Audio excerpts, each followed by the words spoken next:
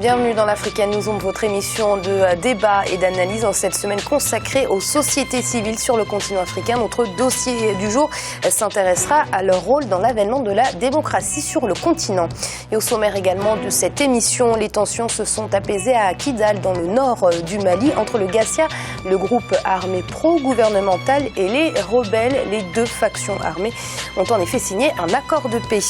Et puis reprise du procès de l'ancien président tchadien Hissène Habré. Il est jugé à Dakar, capitale sénégalaise, par un tribunal spécial africain pour crimes contre l'humanité et crimes de guerre. Un procès qui est entré dans sa deuxième phase ce lundi 8 février. Et ils sont avec nous autour de ce plateau pour en débattre.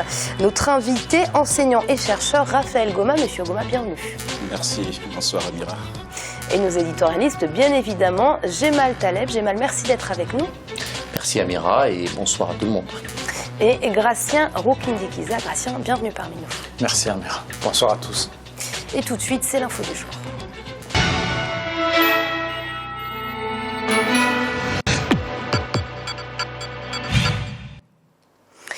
Apaisement des tensions à Kidal, dans le nord du Mali. Le Gassia, groupe armé pro-Bamako, et les rebelles ont signé ce samedi 6 février un communiqué de paix dans lequel ils ont fait savoir que le dialogue sera désormais la seule arme utilisée pour régler les malentendus. Une très belle avancée qui présage une cohabitation pacifique. Mais pour autant, le nord du pays reste toujours une zone préoccupante. Gladys Mamba. L'ex-rébellion Touareg et la coalition pro-régime d'accord pour cohabiter à Kidal. Les ex-rebelles Touareg du nord du Mali et la coalition de groupes armés soutenant le gouvernement ont trouvé un accord pour une cohabitation pacifique à Kidal, dans l'extrême nord du pays. Samedi 6 février 2016, des représentants des deux partis se sont réunis et ont réaffirmé leur engagement à résoudre les mésententes par la voie du dialogue. Cet accord intervient après la signature à Bamako en juin de l'accord de paix pour la paix. Mais compte tenu des difficultés qu'il y a eu dans la mise en œuvre de cet accord, les groupes armés eux-mêmes ont été amenés à signer un autre accord à Anéfi. Et c'est à partir de cet accord-là qu'ils ont décidé de ne plus s'affronter, en tout cas militairement. Et donc, ça fait maintenant 4 mois qu'il y avait une accalmie relative dans les régions du Nord. Mardi 2 février 2016, des centaines de membres de la plateforme, la coalition armée liée au gouvernement malien, étaient entrés sans violence à Kidal, bastion des ex-rebelles. Une action faite sous le contrôle de la CMA, la coordination des mouvements de l'Azawad. La venue de la plateforme à Kidal pourrait être le préambule de l'application de l'accord de paix dans la ville de Kidal, aujourd'hui dirigée par les deux partis. Il faut faire extrêmement attention avec ces groupes armés, parce que nous sommes en train en quelque sorte de sous-traiter notre sécurité. On ne doit pas se réjouir de la venue de ces groupes armés, qu'ils soient pro-Bamako ou pro-gouvernement, peu importe. Ce qui est important, c'est la présence effective de l'armée nationale dans ces régions-là, parce que seule l'armée représente l'État du Mali. Seule l'armée représente les populations. En mars 2012, des groupes terroristes prenaient possession du nord du Mali, ce qui avait engendré une intervention militaire internationale en 2013. Sous la médiation de l'Algérie, plusieurs négociations de paix ont été initiées, offrant aux différents belligérants un espace de dialogue. Avec l'accord intervenu ce 6 février, c'est la volonté de paix qui semble l'emporter sur les dynamiques de conflit. J'ai mal 4 mois que l'accord de paix d'Alger a été signé. Aujourd'hui, ce sont le Gassia, les groupes armés rebelles, et qui se mettent d'accord. On a connu une petite période d'accalmie. Le nord du Mali a-t-il aujourd'hui toutes les cartes en main pour retrouver la paix rapidement? Je l'espère. En réalité, je ne peux que l'espérer. Je crois que le nord du Mali vit une situation depuis 40 ans, même 50 ans. Une situation d'instabilité absolue, accalmie, instabilité, accord, non-respect de l'accord, puis après on rebelote. Le contexte de 2013, 2012, 2013 est différent. Le contexte de 2012-2013 est venu sur une guerre civile s'ajouter à une guerre civile, est venu s'ajouter un conflit à caractère international auquel les terroristes sont venus se greffer. Les terroristes qui, eux, étaient déjà là depuis très longtemps. C'est donc l'ancêtre GSPC algérien qui était là, puis la mouvance qui s'en sont suivies et qu'elles se sont développées plus tard. Tout cela est venu dans un contexte fragile, dans une région pauvre, dans un gouvernement central malien qui ne fait pas beaucoup les efforts qu'il faut, et dans une situation de misère généralisée où de toute façon il n'y a pas grand-chose au Mali, il y en a encore moins dans le nord. Il faut, de mon point de vue, un peu poser les choses là où elles sont. Penser que le nord du Mali va devenir un État indépendant, c'est une chimère absolue. On ne peut pas couper un pays de 60% de son territoire. Et je suis personnellement très attaché à l'unité des États et je considère qu'il y en a 54 de trop, ce n'est pas pour qu'il y en ait 55. Je considérais déjà qu'il y en avait 53 de trop avant que le sud du Soudan ne subisse la situation détestable qu'on connaît. On voit aujourd'hui que la solution américaine ou américane ou anglaise est une catastrophe, en tout cas pour le Soudan lui-même. La situation malienne aurait été évidemment la même. Puis donc, une intervention étrangère est venue aider, stabiliser. 2 interventions étrangères sont venues aider, stabiliser. On n'a pas toujours dire très juste vis-à-vis des Tchadiens, qui payent le tribut le plus important, qui payent le prix fort et qui ont en réalité une solidarité africaine absolue. Donc c'est venu tout cela. Et puis, il y a le problème de fond. Le problème de fond, c'est quelle est la place qu'on veut accorder, réserver à toutes les populations du Nord et quel est le statut possible. Est-ce que l'État-nation tel qu'il a été jusqu'ici est viable ou pas? Est-ce qu'on peut modifier la forme juridique pour qu'on trouve les moyens possibles pour que le Mali retrouve son unité, sa souveraineté, son intégrité et que les populations du Nord acceptent qu'ils n'ont de destin qu'avec leurs frères du Sud et qu'ils ne peuvent avoir en réalité de développement probable ou possible tant que la région n'a pas connu un développement général. Et puis tout cela va se faire avec les États voisins. D'abord l'Algérie, qui est la puissance régionale, voisine, qui a un regard absolu et réel sur le truc, puis après, dans tous les autres. Cet accord-là, aujourd'hui, est un de plus. Je suis tout à fait d'accord avec l'analyste qui, lui, considère que le déploiement de l'armée malienne est une chose fondamentale. Je le pense aussi, mais elle doit se faire avec les autres, parce que nous sortons d'un conflit armé. C'est un pas important. On en a un il y a 4 mois qui n'a rien donné. Souhaitons que celui-là soit plus utile que les précédents. Oui, Monsieur Goma, la vraie problématique aujourd'hui dans le nord du pays, qui était d'ailleurs une problématique il y a déjà quelques années, c'est cette émergence des groupes terroristes. Oui, justement, en fait, l'émergence des groupes terroristes vient accentuer une situation qui était déjà difficile. Et je pense que le problème essentiel aujourd'hui, c'est-à-dire que c'est un problème aussi bien culturel que sociologique. Il est vrai, je suis d'accord, qu'on ne peut pas, le Mali doit être un et indivisible, mais n'empêche qu'il faudra des solutions qui puissent faire que ces minorités qui sont au nord puissent être intégrées complètement, bien sûr, dans la société malienne, parce que c'est là aussi où le bas blesse. Et une fois que ces minorités seront totalement intégré, bien sûr, dans la société malienne, je pense que l'intégration de ces forces armées dans l'armée malienne se fera de facto. Moi, je pense qu'il faudra peut-être aller vraiment au fond du problème, parce que tout ce qui se passe aujourd'hui, il est vrai, il y a eu l'intervention, bon, on a essayé d'éradiquer les groupes qui venaient, mais c'est comme mettre un pansement sur une plaie qui a déjà atteint l'os. Voilà, donc il faut trouver des solutions vraiment adéquates. Gratien, très rapidement, il y a quelque chose de très fâcheux quand même autour de cet accord qui a été récemment signé entre le Gassia et les rebelles. C'est que ces accords ont été signés sans la présence du pouvoir malien. Oui, il y avait le général Gamou qui représente le pouvoir malien, comme c'est un militaire. Mais en même temps, il faut dire que c'est étonnant justement. Mais ce qui étonne, c'est qu'il y a l'armée malienne. Et en même temps, le pouvoir du Mali a une milice dans le nord qui se battait contre des militants du mouvement Azawad.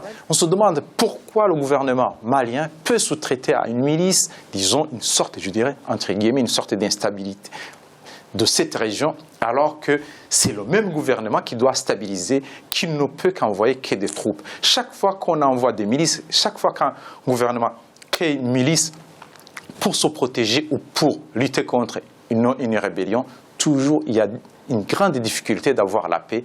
C'est ce qui se passe au Mali. Je pense si le gouvernement... C'est quoi l'échec, selon vous? Même si l'accord a été signé, tant que le gouvernement ne dissout pas entièrement cette milice, il y aura un échec. Et il s'agira de la deuxième phase du procès d'Hissène Habré. Le tribunal va suivre les plaidoiries des parties civiles et de la défense, ainsi que le réquisitoire du parquet.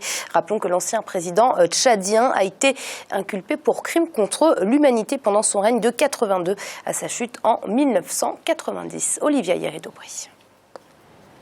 Reprise du procès d'Hissène Habré à Dakar, au Sénégal. Le procès de l'ancien président tchadien Hissène Habré reprend ce lundi 8 février 2016 devant la cour d'assises des chambres africaines extraordinaires. Cette deuxième phase de procès intervient près de 2 mois après la fin des auditions de plus de 90 témoins en décembre 2015. La reprise des audiences doit permettre à la partie civile et à la défense d'entamer les plaidoiries et le parquet sont réquisitoires. Mais déjà, les avocats d'Hissène Habré dénoncent un procès politique alors que leur client s'est vu forcé à comparaître. Si c'est un procès, ce n'est pas un procès judiciaire, c'est un procès politique. Parce que le même président qui a déjà officié devant le tribunal pénal international au Rwanda a accepté de tenir des procès où les accusés avaient refusé de comparaître et avaient décidé de rester en prison. Il n'avait pas pris la décision de les faire comparaître de force. Le procès d'Hissène Habré a débuté le 20 juillet 2015 devant les chambres africaines extraordinaires. 2 jours après le début des audiences, ses avocats ont refusé de se présenter à la barre et la Cour a nommé 3 autres avocats commis d'office pour le représenter. Quand vous avez le droit, il y a une possibilité, vous l'exercez ou vous ne l'exercez pas.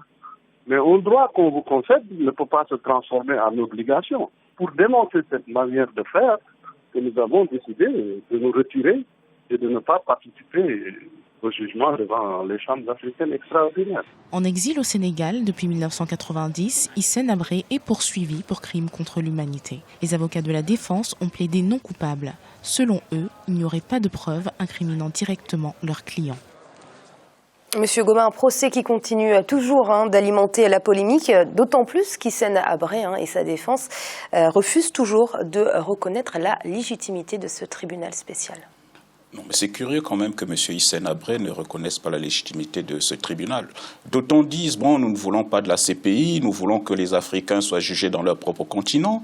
Et voilà que ces tierces, en fait, lui, c'est un ancien chef d'État, ont mis en place, un tribunal d'ailleurs qui a eu du mal à se mettre en place, puisqu'il n'y avait au départ pas une volonté de juger Habré, puisque certains pays n'étaient pas vraiment engagés à juger Habré.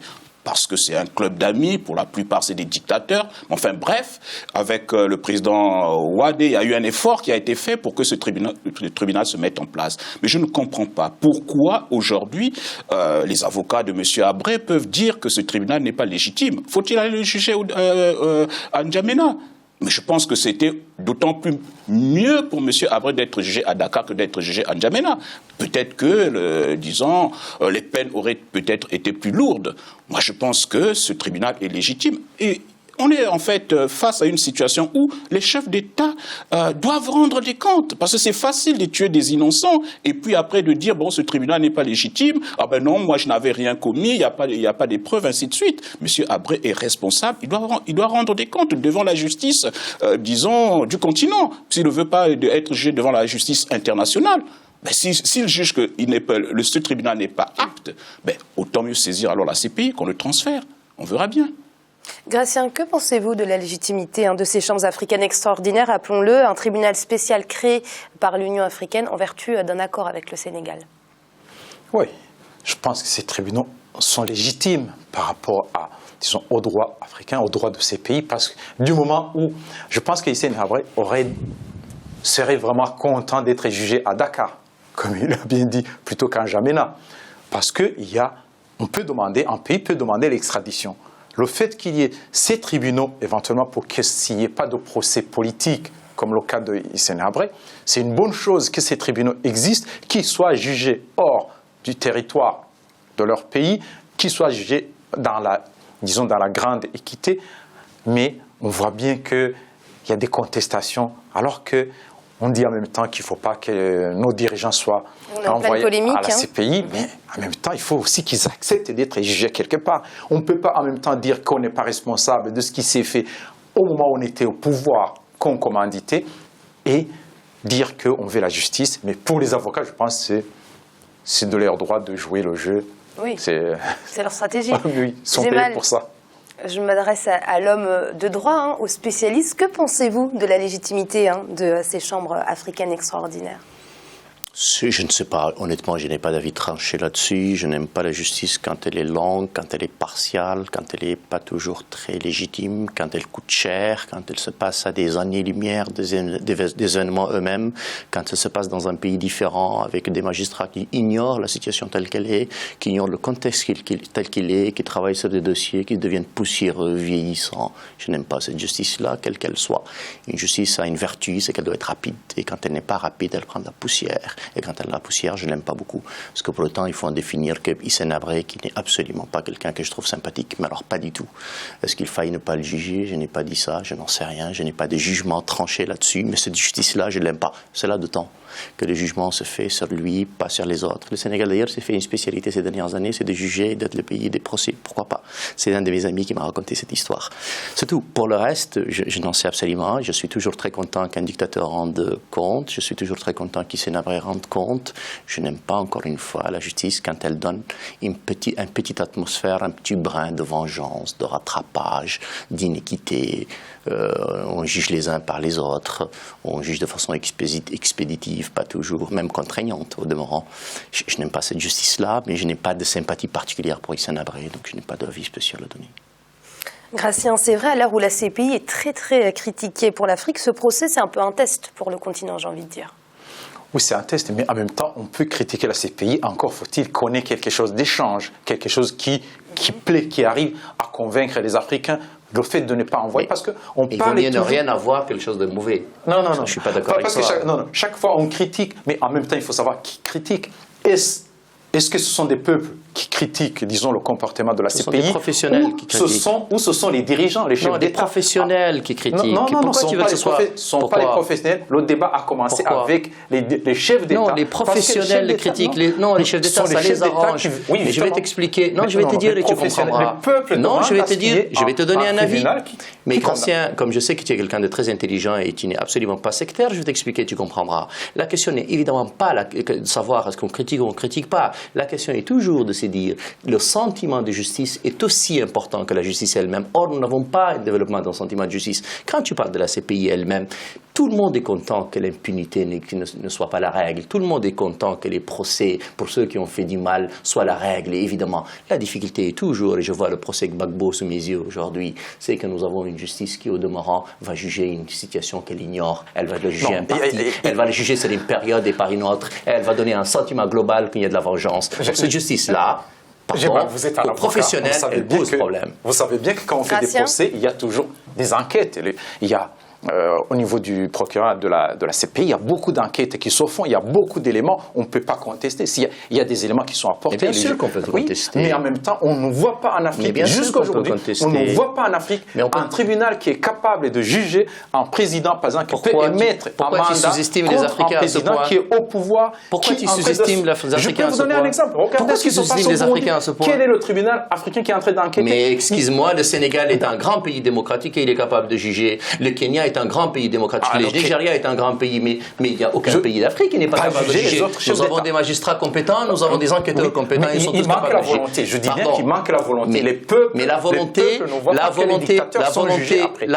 elle est où? Quand la CPI reçoit un dossier de l'Ouganda, elle reçoit ceux que le président Museveni n'aime pas. Quand elle reçoit de Gbagbo, elle reçoit ceux qu'Alassane Ouattara n'aime pas. Quand elle reçoit du Congo, elle reçoit Jean-Pierre Bemba dont ils ne veulent pas. C'est une justice qui donne un sentiment de vengeance. Or, cette justice-là, elle pose problème. En tout cas, personnellement. Ça dépend de la conception de chacun. Mais sans doute.